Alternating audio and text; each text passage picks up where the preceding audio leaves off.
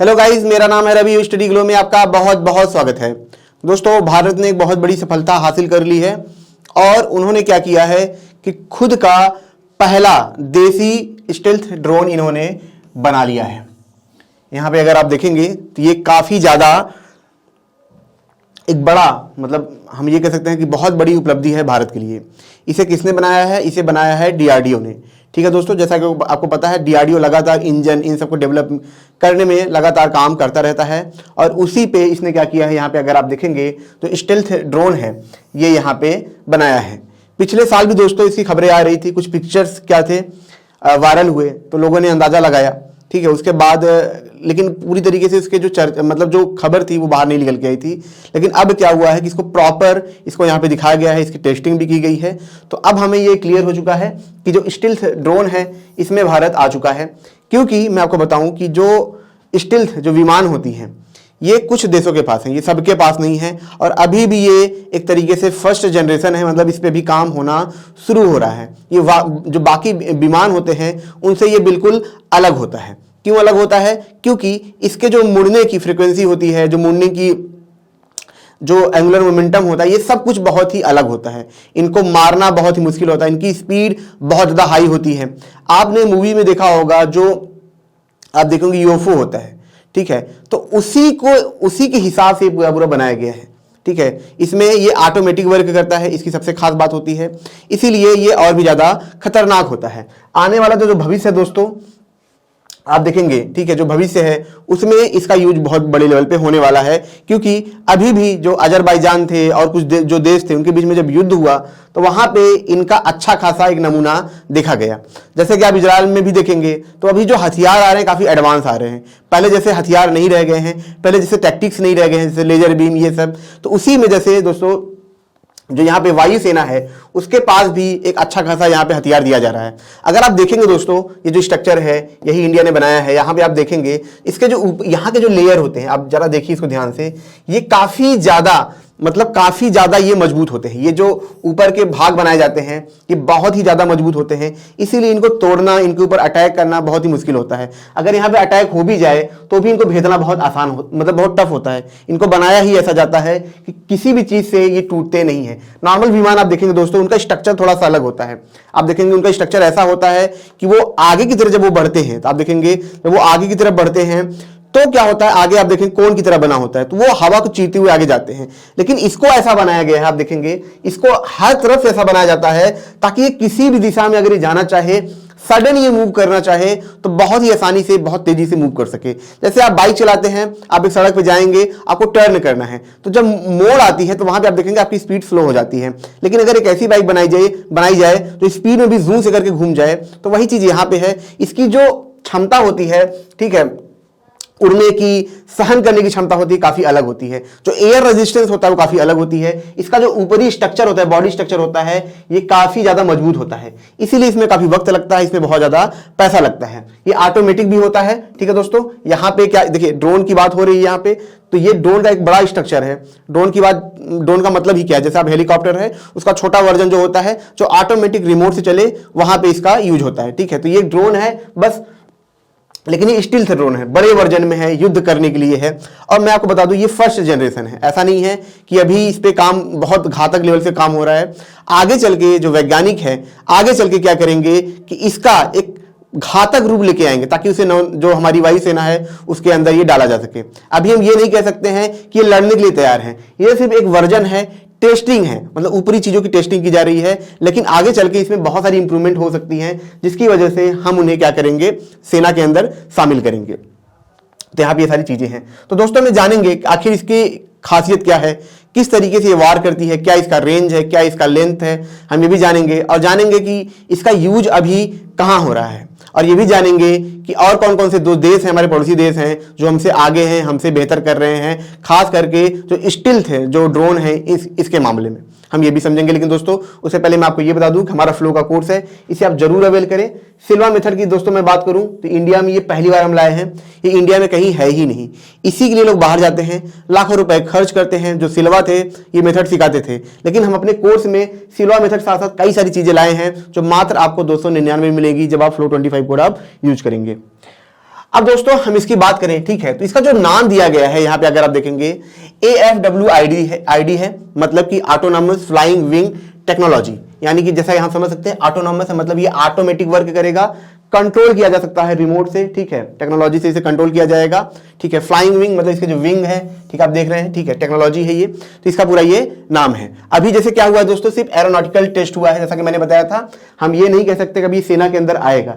सेना के अंदर आने में अभी से वक्त है, थोड़ा वक्त है, ये वक्त ऐसा नहीं है कि 1-2 साल का है, इसे बनाने में थोड़ा वक्त लग भी सकता है, क्योंकि ये बहुत एडवांस टेक्नोलॉजी होती है। जैसा कि मैंने बताया कि जब इंडिया ने, ठीक है, अमेरिका से मदद मांगी कि आपका जो B2 ड्रोन है, जो स्टील्थ ड्रोन ही है, उन्होंने बोला कि हमें मदद करिए, हमें टेक्नोलॉजी दीजिए, तो अमेरिका ने सीधा सीधा यहां पे मना किया था। अभी कुछ दिन पहले आप देखेंगे, कुछ साल पहले जब रसिया ने ये टेस्टिंग की थी, ठीक है, तो ये काफी चर्चा में आया था। तो इंडिया भी चाहता था कि हमें ऐसी टेक्नोलॉजी मिले, लेकिन अमेरिका ने सीधा मना किया था, तो इस वजह से इंडिया ने खुद ये बनाया है। देखिए दोस्तों, इंडिया खुद इतना काबिल है, आपने देखा होगा अभी इसरो भी जो बाहर के देश हैं जैसे यूके है, इन सब के लिए लगातार रॉकेट लॉन्च करता रहता है, तो हम खुद इतने काबिल हैं, लोग हमारे पास आ रहे हैं, तो हमें दूसरे के पास जाने की क्या जरूरत है, हम खुद इसको बना सकते हैं। अगर दोस्तों इसकी बात करें, जिसके अंदर इंजन यूज किया गया है वो टर्बोफैन इंजन यूज किया गया है। टर्बोफैन मतलब विंग्स उसमें लगे होते हैं दोस्तों, टर्बाइन आपने देखा होगा, तो टर्बाइन के अंदर विंग्स होते हैं, जो फैन होते हैं, रोटेट करते हैं पानी डालने पे, सेम इसी तरीके से आप समझ लीजिए यहाँ पे जो टर्बोफैन इंजन है यहाँ पे लगाया गया है। इसके जो एयर फ्रेम है, ठीक है, टोटल कंट्रोल सिस्टम है, और जो टर्बोफैन है ये पूरा का पूरा देसी है, खुद DRDO ने बनाया है, ये कहीं बाहर से नहीं लिया गया है, ठीक है। अब इसके हम रेंज की बात करें दोस्तों, तो ये क्या है, 30,000 फीट तक ये उड़ सकता है। देखिए 30,000 फीट जो है ये तो बस बताया जाता है कि आप 30,000 फीट तक उड़ सकते हैं, लेकिन मान चलिए ये 40,000 45,000 होते हैं। जितने भी रॉकेट्स आप देखते हैं, मिसाइल्स देखते हैं, इनकी जो रेंज बताई जाती है हमेशा कम करके बताई जाती है, हमेशा इन चीजों को कम करके बताई जाती है। तो यहां पे अगर आप देखेंगे कि अभी ये एरोनॉटिकल टेस्ट में ये 30,000 बताया जा रहा है, लेकिन आगे चल के आप देखेंगे ये इससे ज्यादा जा सकता है आराम से। इसका जो वेट है 15 टन है। देखिए यहां से हम देखते हैं, ठीक है, ये तो ड्रोन है, जब ये एक तरीके से आप समझते फाइटर जेट होता, ठीक है, स्टील्थ फाइटर जेट होता, तो आप समझ सकते हैं कितना ये विशाल काय होता। ये टोटली हथियार के लिए ही होते हैं। जो जेट्स होते हैं उनके अंदर आप यहां तक कि जो छोटे न्यूक्लियर वेपन्स हैं उनको भी आप वहां पे डाल सकते हैं, उनको भेज सकते हैं। इनमें हजारों, अगर एक स्टील्थ ड्रोन है या फिर हम ये कहें फाइटर जेट है, अगर ये उतर जाए तो आराम से ये तबाही ला सकता है। ये इतने ज्यादा घातक होते हैं, हम ब्रह्मास्त्र कह सकते हैं इनका। ये अकेले ही काफी है, क्योंकि इनको भेदना, इनको मारना, इनको राडार से कैप्चर करना असंभव है। ये बहुत ही अलग लेवल के होते हैं, इसीलिए इनका स्ट्रक्चर भी आप देखेंगे एकदम ब्लैक और पूरी तरीके से ड्रोन उसकी तरह होता है, यूएफओ की तरह होता है। यानी कि ये एडवांस है अपने आप में इतना ज्यादा, ठीक है। लॉन्च क्या कर सकता है ये दोस्तों, मिसाइल कर सकता है, बॉम्ब कर सकता है, ठीक है, गाइडेड मिसाइल कर सकता है अभी फिलहाल के लिए, ठीक है। इसमें कावेरी इंजन जो है ये खुद भारत ने बनाया था, वही इंजन इसके अंदर यूज हुआ है। थ्रस्ट कितना पैदा करता है, थ्रस्ट पैदा करता है दोस्तों ये लगभग 52 किलो न्यूटन के आसपास ये थ्रस्ट पैदा करता है। इसकी अगर लेंथ की हम बात करें, जो ड्रोन है इसकी लेंथ है 4 मीटर, समझ रहे हैं, ये सिर्फ ड्रोन है और लेंथ है 4 मीटर, ठीक है। इसकी जो विंग्स लेंथ है, यानी कि जो हम ड्रोन ऐसे देख रहे हैं, ठीक है, तो ये जो विंग्स यहाँ फैला हुआ है, इसकी जो टोटल लेंथ है ये कितनी है, 5 मीटर है यहाँ पे। इसको कंट्रोल कितना किया जा सकता है, इसकी जो कंट्रोलिंग रेंज है, ठीक है, ये कितना है 200 किलोमीटर, यानी कि ये कंट्रोल सिस्टम है जमीन पे, ठीक है, यहाँ पे, और आपका ड्रोन ऊपर उड़ रहा है, तो 200 किलोमीटर की रेंज में आप इसको कंट्रोल कर सकते हैं। यानी कि 200 किलोमीटर के अंदर में आप इसका यूज करके युद्ध कर सकते हैं। यानी कि अगर हमें और कहीं दूर जाके लड़ाई करनी है तो हमें उतने ही रेंज में रहना होगा हमारा कंट्रोल सिस्टम, ताकि ये हमारे कांटेक्ट में रहे। ऐसा ना हो कि 200 किलोमीटर ये क्रॉस करे तो हम रेंज खो दें और कहीं जाके ये गिर जाए। आगे चल के रेंज बढ़ानी भी पड़ेगी, क्योंकि अगर युद्ध होंगे तो ये रेंज 200 किलोमीटर रेंज बहुत ज्यादा नहीं है। इसकी कैपेसिटी कितनी है, 1 घंटे की है। क्योंकि प्रॉब्लम ये आती है ड्रोन में, खास करके जो उनकी बैटरी होती है, ठीक है, जो उनका मतलब जो फ्यूल होता है वो काफी ज्यादा प्रॉब्लम क्रिएट करता है, क्योंकि हमें उड़ने के लिए लगातार फ्यूल चाहिए, एनर्जी चाहिए, या तो हम इसमें बैटरी यूज करेंगे या तो हम इंजन यूज करेंगे, ठीक है, लेकिन वो साइज में छोटे होते हैं, इसी वजह से जो फ्यूल होता है वो बहुत जल्दी खत्म हो जाता है। अब दोस्तों यहां पे अगर हम बात करें, फ्यूचर की बात करें, तो 2025 से लेकर 2026 तक क्या होगा कि इसे फाइटर वर्जन में इंडिया के अंदर इसे शामिल किया जा सकता है। फाइटर वर्जन को मतलब मैंने कहा था कि अभी ये सिर्फ टेस्ट है, अभी इसके अंदर हम ये नहीं कह सकते हैं कि वो सारी तकनीक होगी जो युद्ध करने के लिए है, ठीक है, लेकिन हम इसको जब सेना में शामिल करेंगे तब इसके अंदर काफी ज्यादा एडवांस टेक्नोलॉजी होगी, ताकि युद्ध में ये काफी घातक हो सके। 75 स्वार्म ड्रोन भी क्या किए जाएंगे, शामिल किए जाएंगे, जिसपे काम हो भी चुका है।